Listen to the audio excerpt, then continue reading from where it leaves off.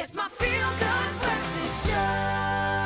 Yes, Mzansi, welcome back. Your Feel Good Breakfast Show opening up right here on S3 and celebrating Friday, not only with your Feel Good presenters, but also with the Metro FM breakfast team. They're out here this morning. We're having so much fun. Of course, it's going to continue, but we're also going to catch up with Tabisa right now, because earlier this week he was sitting down with neo-soul pop singer Swakhile, and boy, will this talent blow you away. Check this out, Mzansi.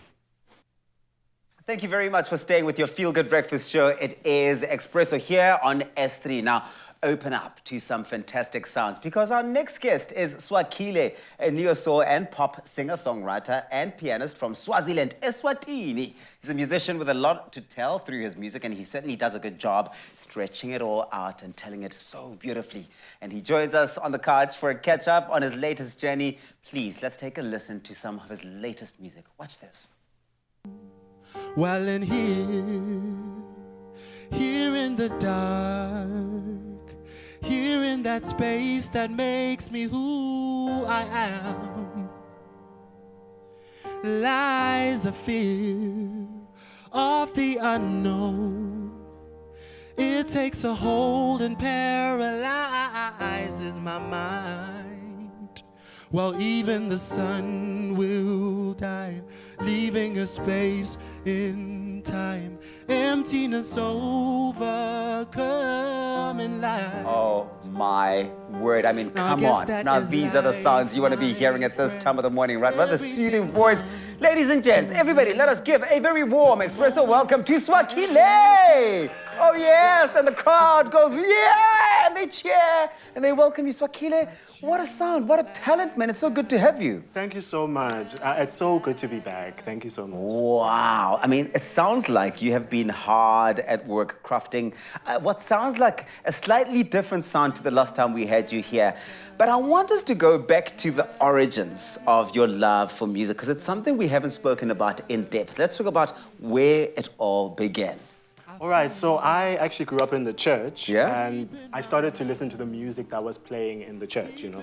I recognized that at a very young age, I used to watch the band, more importantly, the keyboard players, and how they were able to play with the pastor when they were speaking and improvise. At the same time. Yes. So at that time, I decided, you know what, I need to learn how to do what they do. So I approached my then keyboard player in church. Yeah. And from there, we started learning. And it literally just grew to a place where I started improvising my own music in my own life. And now it really is your nature. It's what you do. You breathe music. I know that it wasn't always the case. I mean, at some point, you did have a break where you wanted to pursue a career in engineering. Yeah. What a thing to do, Swakhile. And then you decided to leave that and focus on your music. What was it about the music that really drew you and pulled you back towards your love of music? All right, so the thing is, I realized very early on in engineering that this is not my passion. And I met a friend of mine while I was still overseas in the UK, and they told me, why do we spend so much of our lives chasing the wrong things, Yeah. you know? You could spend your entire life chasing your dreams, and that's what you need to do. Yeah. So I decided one day, quit, come back home, and it took some time to encourage the parents, Yeah. and tell them that your investment is not going to go in vain. Hey, But it's been yeah. beautiful because now they're really supportive of the journey. And I often do wonder when I hear stories like yours, where somebody went towards a more mainstream career path, for example, like what you did with engineering, and then deciding to sort of drop that.